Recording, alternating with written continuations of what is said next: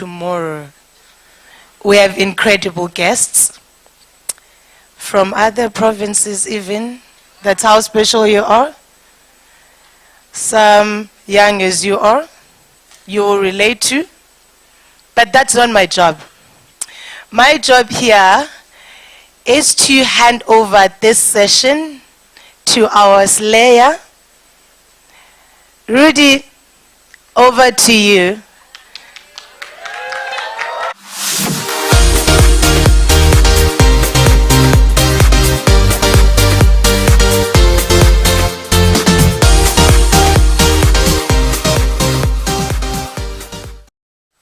My speakers, I need you.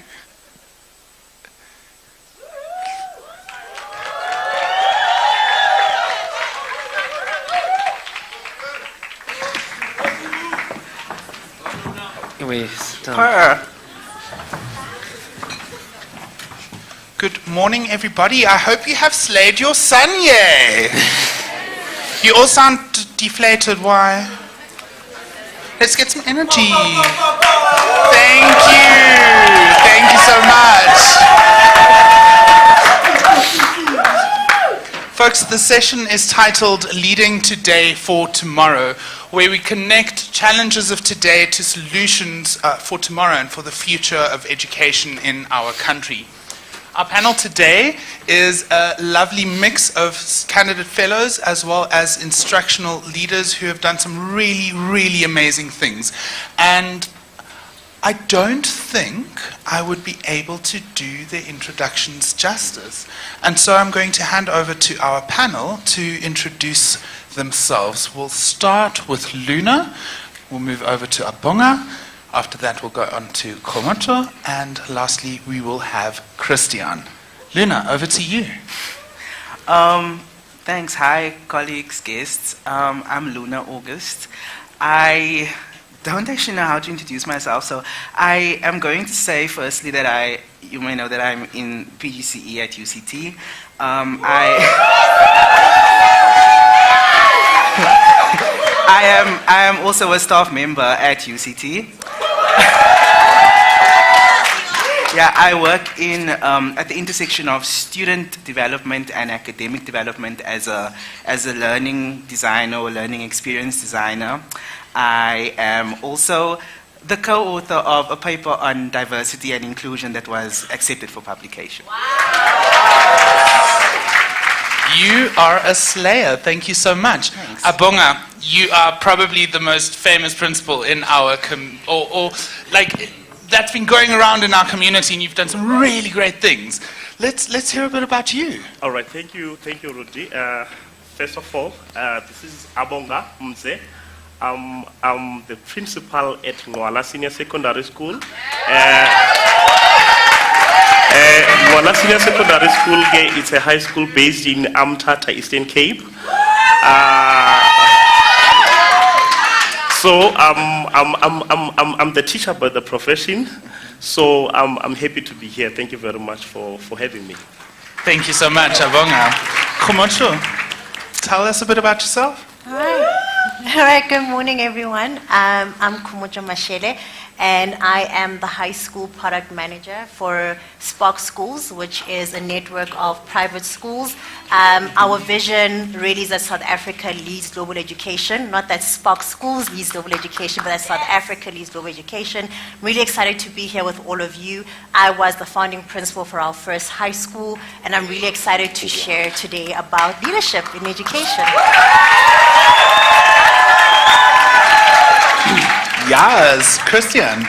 Hi guys, my name is Christian Muller. I'm a Year C candidate fellow, and I am going to teach English and history one day. Yeah.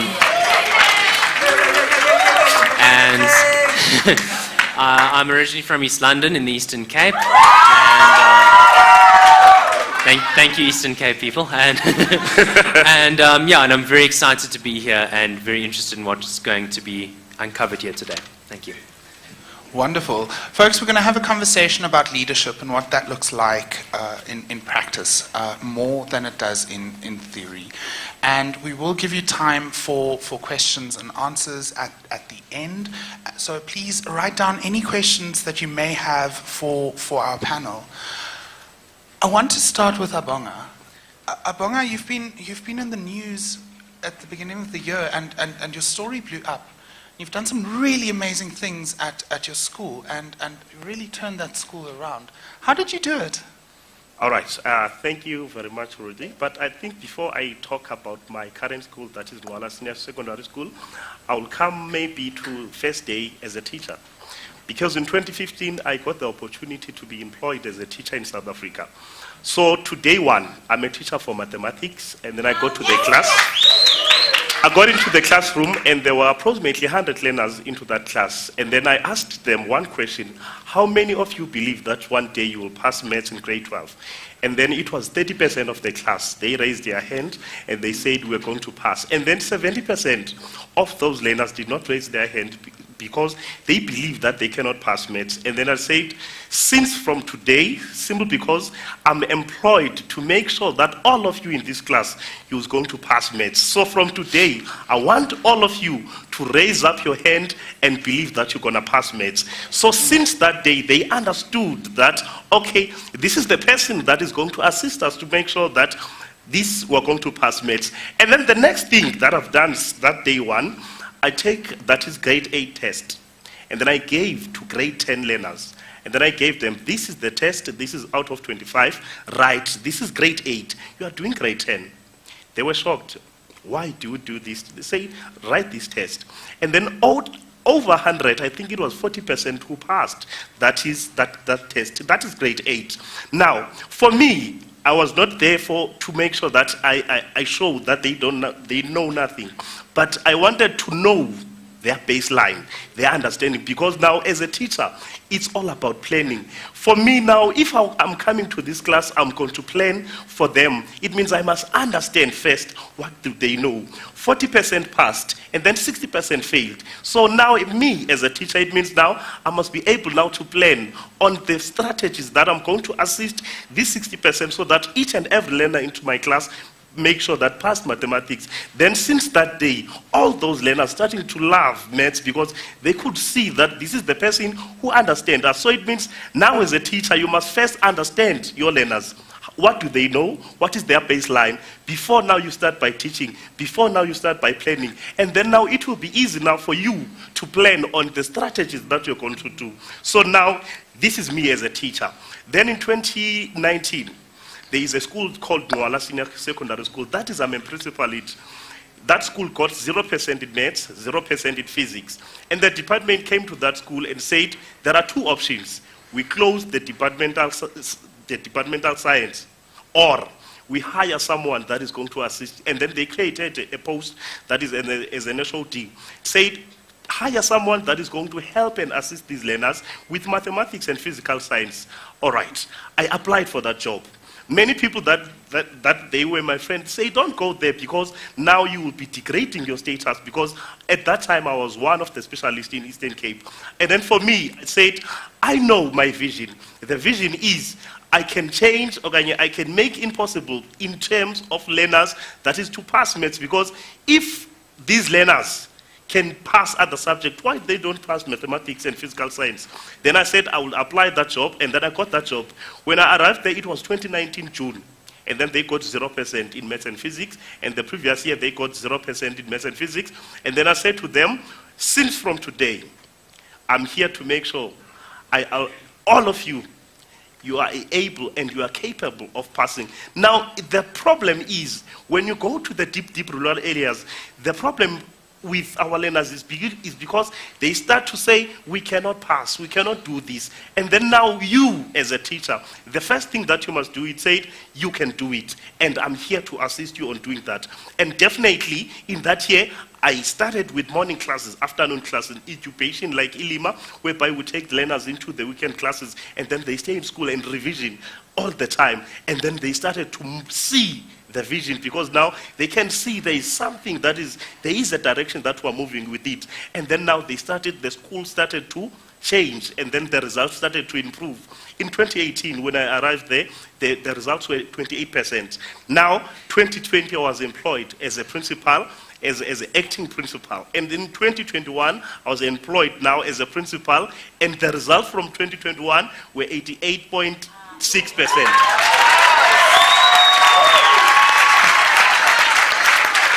So, when we talk about failure into our country, it means we don't talk, it means we talk about the belief that is within our learners. Now, we as young people, as leaders, we must have the vision, and then we must show them the vision, and then we give them the standards that this is the vision, and you must follow because this is the vision. So it's very important that as leaders, we give the vision to the learners so that they see their future, they see their responsibilities, and then you give them also, they must also set up the target. So it was very easy for me because I had the vision for them, and I made sure that within me, they will be able to do that. Yes, yes, yes, yes. Komacha, I want to move over to you next. We've explored how some challenges look in deep rural settings, and you are in a much more urban setting. And the challenge of providing quality education for all our learners at an affordable price is quite a big chunk to chew. And Spark really does that well. Tell us about the innovations and some of the challenges you faced along the way. Yeah, so I think to start off, I started off with our vision, which was that South Africa leads global education. But our mission is actually at Spark Schools to make sure that we give affordable education, quality education at affordable price. So we're really trying to make sure that we're not making education inaccessible to previously marginalized groups. It's something that we speak about. It's at the heart of what we do as an organization. So then that means that you have to come up with some really creative and innovative ways to give education at the price point that we give it. And that means that we use a couple of strategies to do so. And firstly, it's by hiring really amazing, empowered, strong graduates into our system. So people that are just like the people that are in this room, and make sure that we do what we call a set professional development program for them. So we have really young graduates that join us, and we have a professional development program for them that they go through their time at Spark. But on top of that, we use what we call the blended learning model. And that means that there's a mix of face-to-face teaching and blended learning, online learning for our scholars, and that together creates a system or creates the environment where we are able to give education at the price point that we're giving it. But I think what's important to say is that we have to realize that the education system in itself marginalizes quite a lot of our scholars. And we want to be in a position as South Africans to really give families an opportunity to choose the type of education that they want their scholars to have, and also to be part of an education society of teachers and leaders who are willing to really innovate education so that our families and our South African families can really start to enjoy the benefits of education. Because education is not just about going to the classroom and learning, but it's really about what type of access and exposure you're giving a child who is within your classroom, and what are the doors that you're unlocking for them in the classroom that's going to expose them to the next thing. So a lot of the work that we do with our teachers and with our scholars and with our families is taking them on a journey about how do we create innovation in the classroom, how do we create strategies that don't only create, save costs in terms of education, but actually expose our scholars to what's out of there. We actually use two principles, and the one is how do we mirror the world for our scholars? How do we mirror them as South Africans, and as global scholars? But also, how do we open up windows for them to see what's outside of their context? But how do we do it in an affordable way? Which is quite a challenging thing to do. But we have a really great group of teachers who join us at Spark Schools. We have a really great, innovative, blended learning model with a really amazing programs that are in our innovation hubs, in our online search and learning labs that support learning. And that's how we honestly achieve this education at this price point. And that's really around the work that we're doing in education. It's really about making it affordable and accessible, but really innovating it with really young, passionate teachers who are coming in and are willing to do the work. Wow, wow, wow, wow. That is amazing. Thank you so much. Luna, I have a question to you. you're a trans woman, and in educational leadership, the LGBTQIA plus community is often underrepresented. What are your hopes for leadership, especially around LGBTQIA plus inclusion in leadership in schools? There's layers to this response. I just also want to preface two things and say that I know and I recognize that the experience of every LGBTQIA plus person sitting in this room is different. We all have a unique or particular set of circumstances. So I suppose what I want to say won't necessarily be universal, but mostly just from like my own experience as being how I interpret when you say leader, I think of teachers as leaders as well, because to a great extent we lead in the classroom space or wherever we facilitate. For me personally,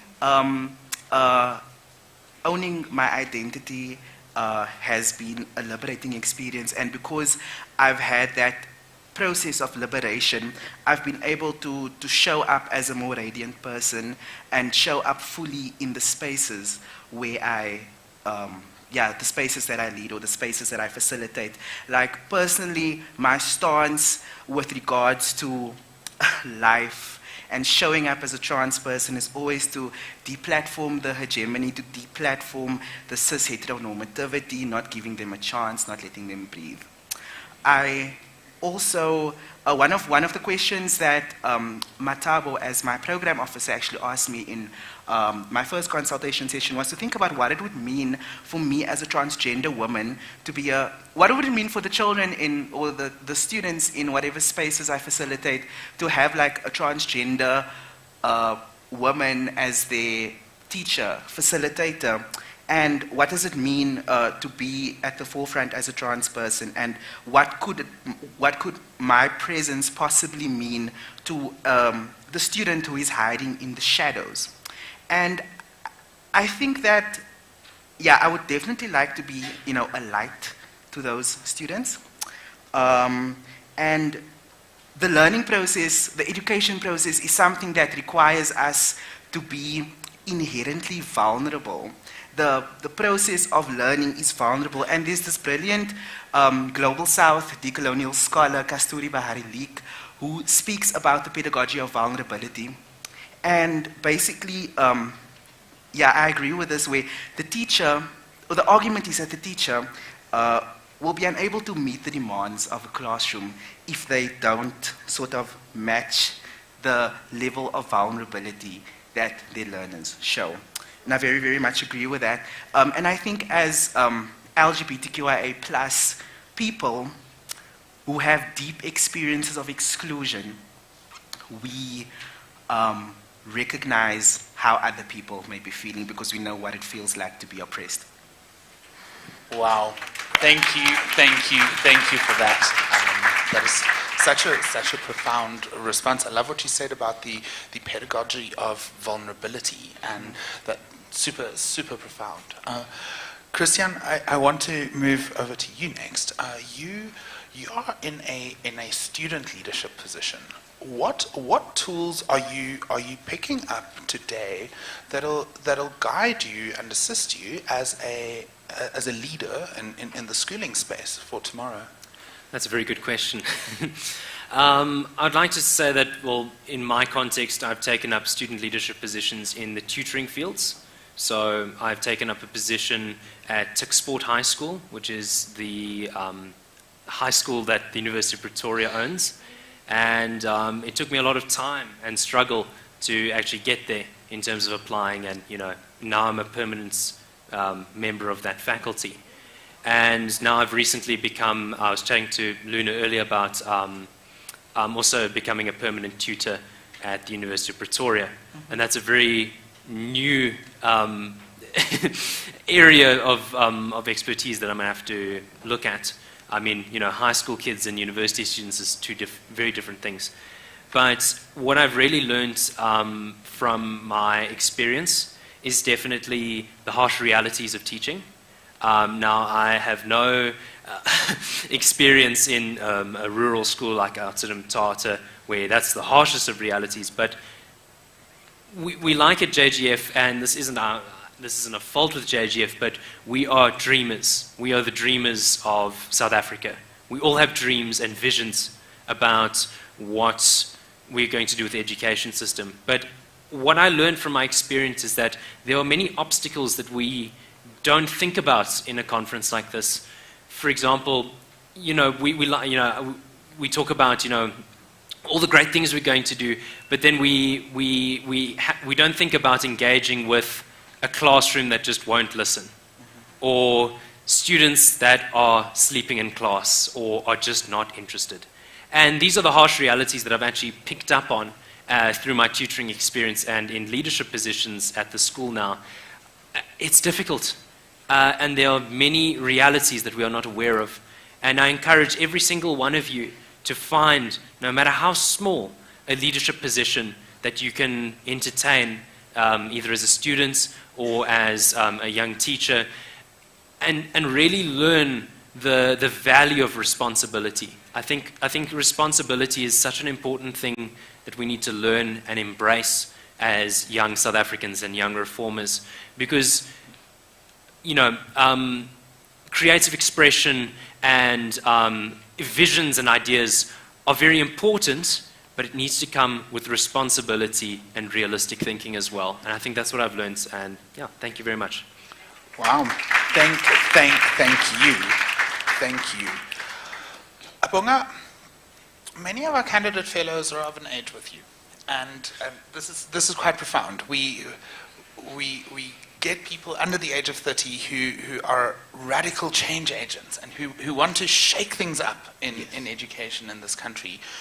Now, what would you say in terms of advice to one of our candidate fellows who wants to go into a space such as your own, in a deep rural setting where they can really make a massive impact and turn a school around? What advice would you give them to make that happen? All right, thank you very much. I think I always say to me, if you are a teacher, first of all, you must understand that you are a light to these learners. As a teacher, you are a motivator, you are a friend, that is, you are a social worker to these learners. Now, if you want now to go further as a teacher, that is to go through into a leadership, one, you must have a vision. That is very important. And then you must have a plan. That is, how are you going to do that? If you go into the school setting, you'll arrive, there will be many people. And then those people will have their ideas. So it means for you as a teacher, there are positioning that you must make sure that you follow. That is, for example, physical positioning. Now there will be many ideas, there will be many strategies that will come to the school system. Where would you be found when it comes to that point? And then the second one will be the professional positioning. Now as a teacher, you must always be professional, regardless of the place, regardless of where you are. As a teacher, you must always be professional. That is, you must always make sure that you keep the standards of being a teacher. If you know that is your plan, that is the vision that we have, every time you must make sure that you set those standards and you keep with those standards every time. That is from the beginning up until the end.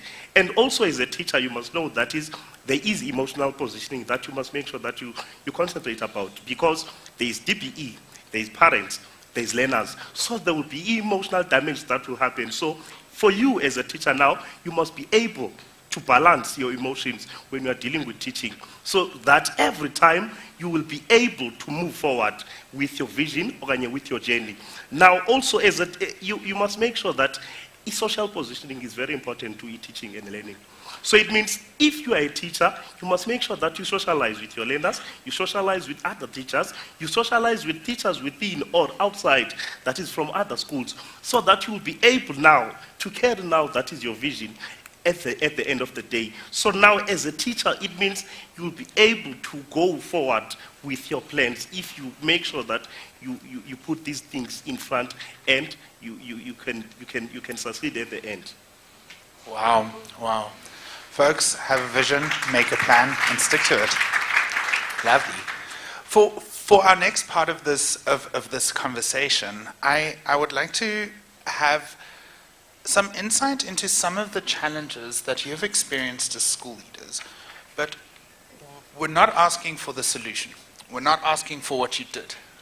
We are going to ask our candidate fellows to advise on a situation like that and what they would do in a position like that. We're going to start with Khumocho. Okay.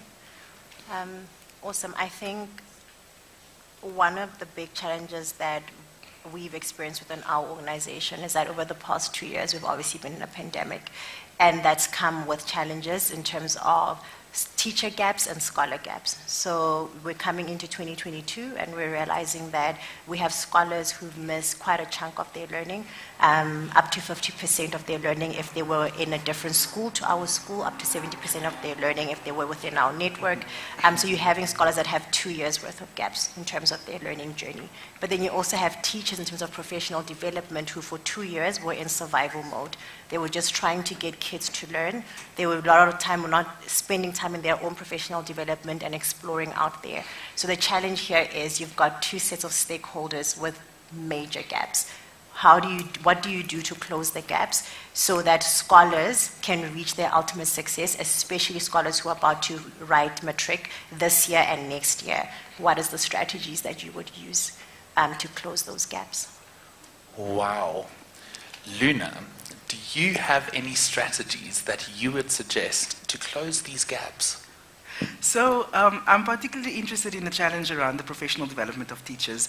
I was putting some bars last night about happy teachers being equal to happy students. And with regards to the professional development, there are ways in which I suppose Spark schools there are different ways in which it can be approached. The first thing to recognize is that every teacher in the space also has this is actually my first response that isn't like pre-prepared, so please forgive me. I think that every teacher has like a wealth of like knowledge, experience that can be shared with others, and that can be done through communities of practice. Communities of practice I think through sharing, it drives innovation in that one person learns from the next person and so on. But also, I think that once, communities of practice are like established and up and running, from that community of practice also comes a body of knowledge that can be shared and disseminated to others. In my Vision 2030, I spoke, or rather I prepared that one of the ways of paying it forward is to share the teaching insights, the teaching experiences within the Spark Schools community of practice with neighboring schools, and in that way, Spark Schools also elevates themselves by building a stronger relationship with the community. With the teaching community at large. I just want to say I really love that, because when you think about a community of practice, it has to reach out outside of your own organization. And I think going back to like setting ourselves back into our vision that South Africa leads global education, it means that within our network and outside of our network, we have to be able to collaborate as an education community, because I love what Rudy said to me earlier. It's not about where the scholar attends school. It's about a South African scholar needing to come out of the education system being better. And that's regardless of what community you belong to. It's about the fact that we all here and we all care about the scholar, and that's what's important. So thank you. I really love that response.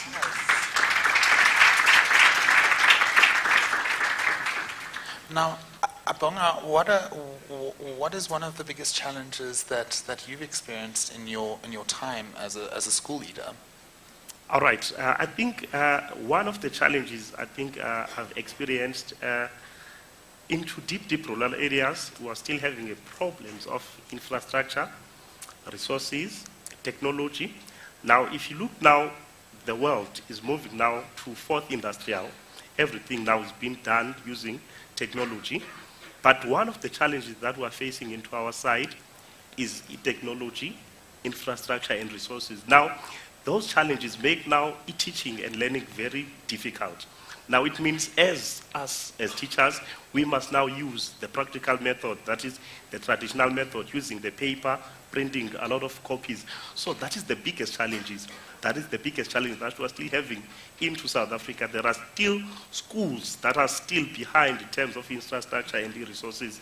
But it doesn't mean that simply because there are those challenges, we must say we cannot make these learners to pass. So it means we must make sure that we find now the strategies that are going to help to assist these learners within these challenges. I think those are the challenges that I've found within my community or those schools that are around in Eastern Cape. Wow, that's a big challenge. Christian, how would you approach that? So I think a bit of context is always helpful. I'm a history teacher, so I answer everything with a story. But I think definitely, you know, I obviously grew up in East London, and I spent a lot of time in the rural Eastern Cape. I live in a rural area outside East London, and I think the problems that we face in these areas are often completely out of, you know, someone's own perceptions in a place like maybe Gauteng or the Western Cape, where the problems aren't even on the same scale. And I think that when it really comes to it, and my experience with people in rural schooling, is that and I'll relate this back to you guys as well, is that when you see someone struggling in an area like this, they're not incapable of helping themselves. They are absolutely capable. They just need the resources, the time, the effort, and, you know, the encouragement. I always my one friend made this very good example. If you're trying to move out of your apartment and you don't own a bakkie to take your stuff out of your apartment, and you call your friend to come help you, that doesn't make you incapable of moving out of your house. Getting this assistance, and I think my advice, again, building on this, for anyone who's interested in working in a rural area, is you need to come from a place of understanding and a place of humility as well. And I think really the major problems that are being faced in schools such as yours really requires active leadership such as yours. I think that really there are so many people that are yearning for direction and encouragement and, you know, those kinds of things. We can easily talk about, you know, throwing money at this, building this, you know, taking that, but really at the core of it is people are desperate to have someone to lead them and for someone to follow. And not only that, someone who is virtuous to follow. I think that's my answer. Thank you very much. Thank you. Right, folks, before we move into Q&A, I have one question for each of the panelists, and this question is, in looking at the future, what are your hopes and dreams around school leadership and what educational leadership looks like in South Africa and globally, but specifically in South Africa? What are your biggest aspirations? We'll start with Luna and move all the way through to Christian. Thank you so much. As a future principal, I think, thank you. What my hopes and dreams, and I've spoken about this all weekend in a lot of different ways, is for teachers and perhaps school leadership to really hone in to student affairs and the student voice, because the student voice is so critical.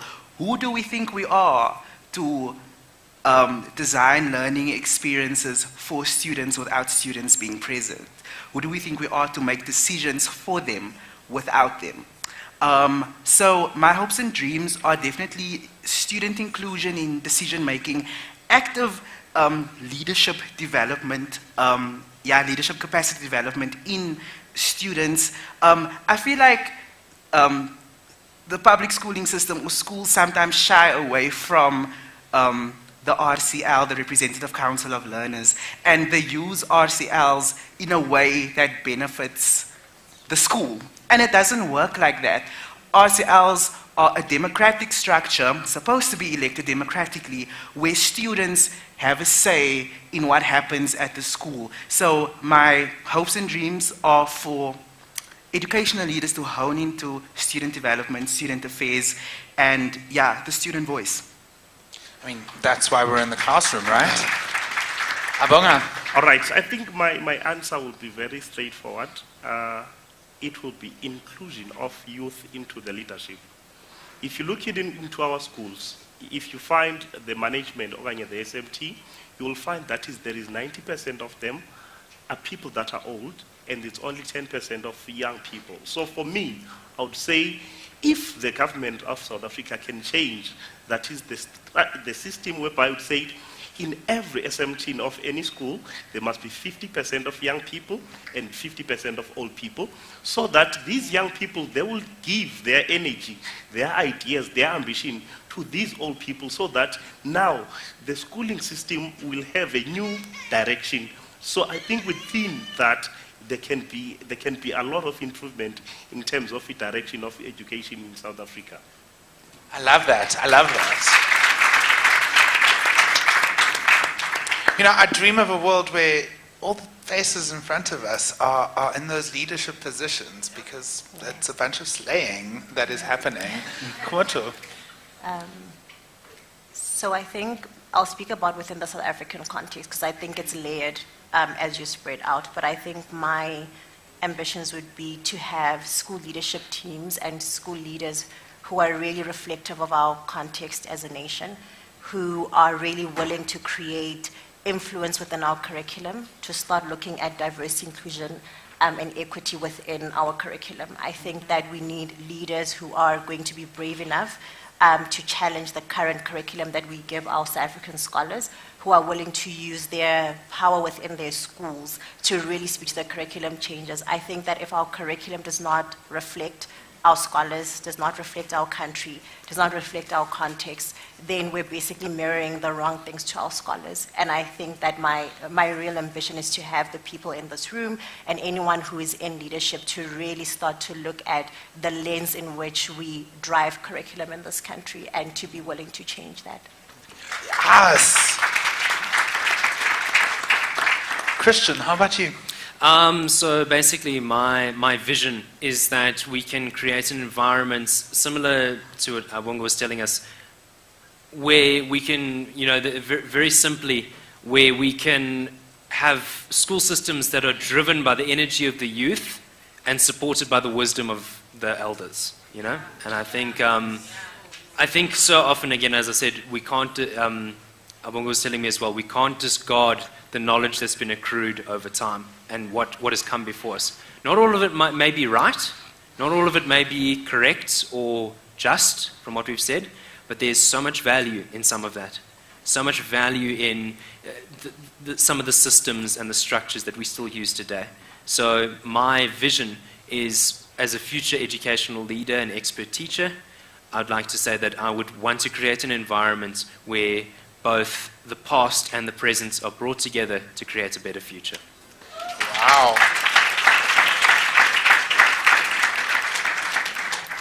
Loving. All right. Folks, I'm sure you're burning with questions. Please raise your hand and let's ask those questions. Do we have lots of questions. Do we have a roaming mic?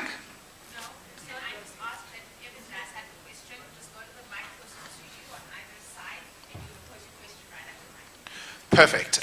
If you have any questions, there is a mic where Matabo is standing and over where Tuli is standing. Please make your way over to the mic and pose your question. Dumelang. Hamnat. My question is to Mr. Abonga, right? So you mentioned that in a space of around 7 years, you are able to move from being a teacher to being a principal, right? And then my question would be, me being an aspirant math and science teacher who wants not only to just be a teacher but also move quicker, because I understand that when you're a teacher there's less of influence in the decisions that are made in the school, right? But when you become a principal, you kind of have more authority to the decisions and you overrule whatever that is happening in the school, and more of the the decisions that dictate education within the school, they are from you. So my question would then be, or rather I would ask an advice on how has it been for you to quickly shift from the paradigm of being a teacher to being a leader within a school and dictating, or not entirely dictating, but making decisions for the school. Thank you. All right, okay. I thought maybe they are going to ask the question and then answer at the end. But thank you very much with the question. I think the first thing that you must do as a teacher, you must have a clear vision that is clear to everyone. For me, as a teacher, of a maths teacher, I made sure that everyone will see that there is someone that is doing something. For example, every learners will come at school by 6 a.m. So when the community at 6 a.m., they will see there is something that is happening at the school. And then afternoon, I will have an afternoon class. That is afternoon. And then when all other teachers will go home, and then I will stay alone at school and then teaching, that is revision. So it means you must have a vision that is clear to each and everybody. And what is important when it comes to moving now, that is from post-level 1, post-level 2, post-level 3, you must be someone that is taking decisions. You must be someone that is engaging with the management of the school in terms of what are your plans, what are your strategies that you think they must also apply. Then, for example, say, okay, we're having this challenge as a school. I believe, as Ms. Temte, that if we can do A, B, and C, then this is going to be there will be the solution within this. So it means you must engage in each and everything that is happening within at school level. So by doing that, your vision, you will be seen by everyone that you have the vision and the direction about the school. It will be easy now, even for the community, to say, we can appoint this person because he's doing everything for the school. He's taking all the times. During the weekends, we see this teacher here. It means this is the teacher that is having a vision for our kids. This is having the vision for these learners to pass. So it means if we want someone into the management, this is the person that we want. The person that will make sure that our learners pass at the end of the day. Thank you. Wonderful, wonderful. Yes, next question. Okay. Okay. So my question is to you, Abonge. I just want to know, when you decided to move from the other school to the one you're at now, how was it like for you? I mean, like sometimes you want to help everyone, but then, you know, it's kind of difficult to decide where to do it. And especially with the discouragement you got when you were applying, people were saying you will degrade your standards and so on. How did you find it in yourself to motivate yourself, you know, to encourage yourself to say, I'm going to do it? Because sometimes we have this inner doubt in ourselves and we just, when we need to make decisions. So I just want to know, how was it like for you? How did you motivate yourself to be where you are now? All right. Thank you very much. I think that is one of the processes to change from point A to point B, especially when you understand that in point B there is difficulties. Now, the very first thing that you need, the motivation that you must find through yourself as a teacher, you must be able to change the impossible to impossibilities. Now, for me, I knew the state of Muller Senior Secondary School, that all these learners know nothing. So the little impact that I'm going to give will give the change into this community. So by doing that, I was motivating myself in terms of, I will try. Because first of all, as an individual, you must see yourself as a winner. You must believe that you can do it before you go. Then in that moment, I knew that, okay, there is nothing there. The little that I will do will be appreciated into this community. And then I was able now to say, let me take this kind of a challenge, because I believe that within me, there is a possibility that I can do. Because into my previous teaching career, there are many learners that have changed their life from level 1 to level 2, level 3 to level 4. So within that confidence, I was able now to say, I will make it, and definitely yes, indeed, I did it.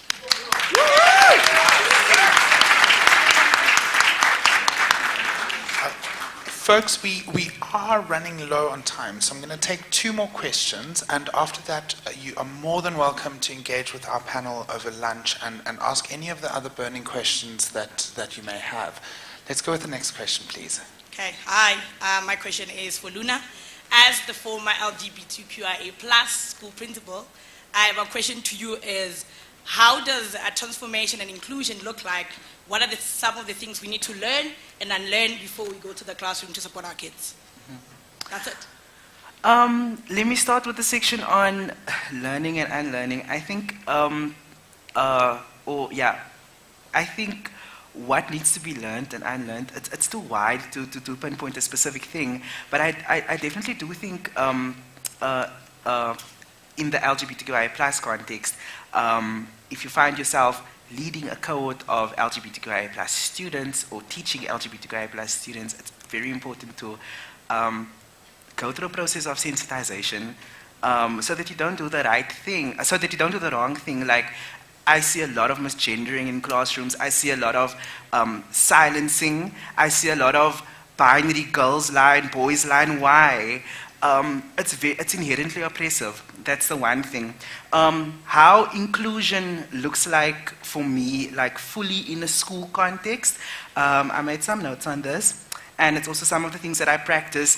It starts with your classroom environment and adopting practices, and I'll leave practices open to interpretation, that reflect high values of diversity, inclusion, and belonging. So conscientizing yourself around, that.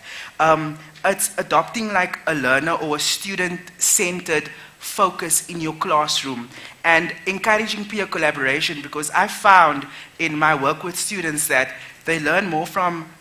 students learn more from their peers than they learn from you as a teacher. The other thing that I wanted to say was that part of, I suppose, decolonizing and becoming really inclusive, again, comes back to student integration in decision making, but also clear upfront communication, because I sometimes find that teachers or principals, they don't tell learners everything. So in that way, learners or students aren't able to fully situate themselves in the context. And how can we learn if we don't know everything about that space? That's some of what I can say. Thank you so much. Last question. Mr. Principal, our industry has a lot of abbreviations. We get our CPTD because of SACE for the QMS, which was IQMS, run by the SMT, which does a lot of abbreviations, and SAMs. But what the danger is that a lot of SMTs in a lot of schools can overload the kind of work that they do with a lot of administrative fluff, where they think that a lot of things are happening because papers are moving. How do you position your SMT to make the focus of the school about learning and make their role something that is a part of the leadership of facilitating that learning, as opposed to just QMSing to the CPTD for the PLRC and the PAN document? All right, thank you very much with that question. I think, first of all, I will talk about myself. As a leader, first of all, you must have a vision. And then now, within that vision, the very same, the most important thing within the school environment, it's a teaching and learning. So it means each and every teacher, when you talk about the consumption of time, 80% of his time must be within the classroom. So anything that is taken out, that is teacher outside the classroom, must be minimized. Then now, let's say we have the SMT. Now the SMT is having approximately 50% now of the teaching time. So it means those are the people that must be responsible, that must be running, that must be focusing more when it comes to the paperwork. For example, like QMS, IQMS, and then CPTD. So it means it is the responsibility now of an SMT to to make sure that the paperwork is being done at the school level. And for the teachers, it must be clear that a teacher must spend 80 to 90 to 100% of his time into a classroom, because at the end of the day, when we're into the school, there is one thing that we must make sure, that is, we teach these learners. So we must avoid anything that is taking out teachers out of the classroom. So within that, if now your SMT understand, it will be very easy now for these young teachers. They will be not having many paperwork into their desk. They will be focusing on teaching and learning. Thank you very much. Wow, wow. Folks, that wraps up our session. I do have to fetch something from the side of the stage, so give me one moment.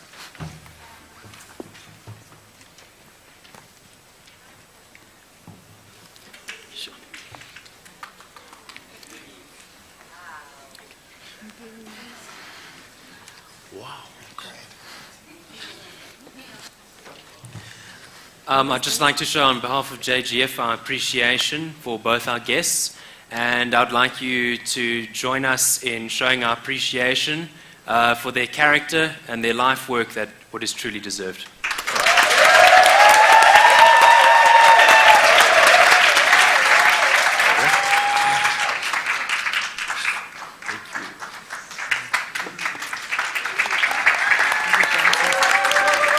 Lena, you're up. Yes. So my role is to thank Khumucho. Thank you so much for the insights that you've shared with us. What the school culture at Spark Schools has definitely landed with me, and I'm sure it's landed with everyone here. You inspire us. You inspire me. Thank you so much.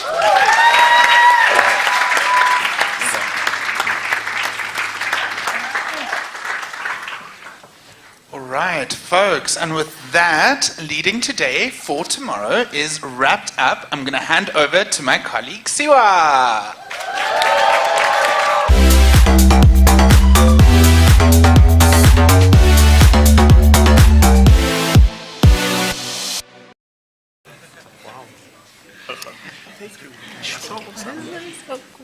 Thanks.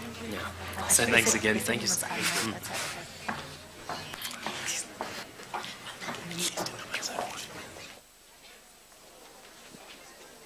All right. I know how to top that.